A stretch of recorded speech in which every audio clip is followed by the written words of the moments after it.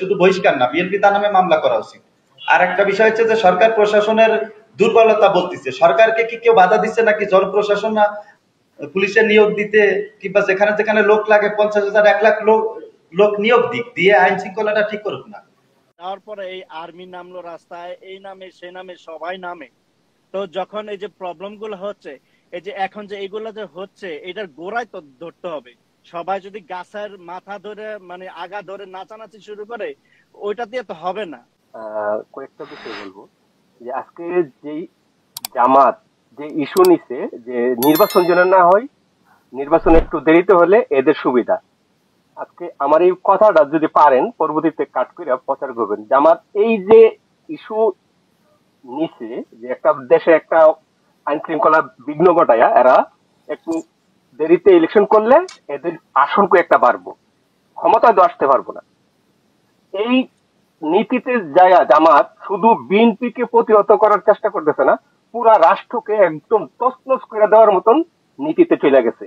যদি জামাত এখান থেকে ফেরত না আসে, মানে আমি সাধারণ একজন কর্মী, বিএনপির কর্মী, তাই আমি বিএনপির পক্ষে বলতেছি না, যদি জামাত এই ভুল পথ থেকে ফেরত না আসে, তাহলে পুরা রাষ্ট্র এবং জনগণের তছনছ হয়ে যাবে। যদি এই নীতি থেকে ফেরত না আসে, জামাতকে আমি অনুরোধ করব, এই ক্ষমতার লোভ, কয়েকটা আসনের লোভ যদি আপনারা না ছাড়েন, এর পরিণাম খুব আপনাদের খুব ভুগতে হবে। আর বিএনপির প্রতি আরেকটা অনুরোধ, বিএনপি যেন একটা হটলাইন চালু করে এবং সারা দেশ যেন প্রচার করে যে যেখানে মাস্তানি করবো তার প্রতিবাদ করার দরকার নাই, জাস্ট বিএনপির ওই হটলাইনে যেন কল করে অথবা মেসেজের মাধ্যমে জানিয়ে দেওয়া হয় কোন জেলার কোন ইউনিয়নে সে মাস্তান আছে, চাঁদাবাজ আছে। জাস্ট এই একটা পদক্ষেপ নিতে বলেন বিএনপি কে। এখানে সম্মানিত যে স্যারেরা আছে, আপনারা বিএনপির নেতাদেরকে এই অনুরোধটুকু করবেন যে আমার মতন একজন একদম সাধারণ একটা কর্মী এই আবেদনটুকু করছি আমি। বিএনপির নামে চাঁদাবাজি করে যে বিএনপি কে ভাসানোর রহস্য হচ্ছে, আসলে যদি বিএনপি কে ভাসানোর জন্য যে রহস্য বিএনপির নামে বদনাম করার জন্য যদি হয়, তাহলে বিএনপি বহিষ্কার না করে এই লোকগুলোকে ধরে নিয়ে থানায় কেন দিচ্ছে না? এদের নামে বিএনপির পক্ষ থেকে কেন মামলা করতেছে না? বিএনপি তো পুলিশ দারোগা না। যদি বিএনপির নামে বদনাম করে, বিএনপি পুলিশ কি সব মানে পুলিশ দারোগা না, বিএনপি তো মামলা, বিএনপি তো মামলা করতে পারে। বিএনপির পক্ষ থেকে তাদের নামে মামলা করে তাদেরকে থানায় সোপর্দ করার তো আছে। মনে করেন যে এই বহিষ্কার, বহিষ্কার কিন্তু আসলে যে এলাকায় যে আছে সে নিজেকে তারেক রহমান মনে করে, বহিষ্কার তারা কিছু মনে করে না। যে এলাকার যে নেতা, বহিষ্কার সে কিছু মনে করে না, সে মনে করে এই মুহূর্তে আমি এই এলাকার তারেক রহমান, আমার কথাই সব চলবে। তা বিএনপির পক্ষ থেকে আমার মনে হয় যদি বিএনপি যদি তার অ্যাকশনই নিতে চায়, শুধু বহিষ্কার না, বিএনপি তার নামে মামলা করা উচিত। আর একটা বিষয় হচ্ছে যে সরকার প্রশাসনের দুর্বলতা বলতেছে, সরকারকে কি কেউ বাধা দিচ্ছে নাকি জনপ্রশাসন না পুলিশের নিয়োগ দিতে, কিংবা যেখানে যেখানে লোক লাগে 50,000 1 লাখ লোক নিয়োগ দিক, দিয়ে আইন শৃঙ্খলাটা ঠিক করুক না। তাছাড়া সরকার বলতেছে আমাদের আইন শৃঙ্খলা নিয়ে মানে এইগুলো ঠিক নাই, আমাদের এইগুলো ঠিক। যেটা বলতে চাই স্যার, আপনারা দুজন তো খুব বিজ্ঞ মানুষ।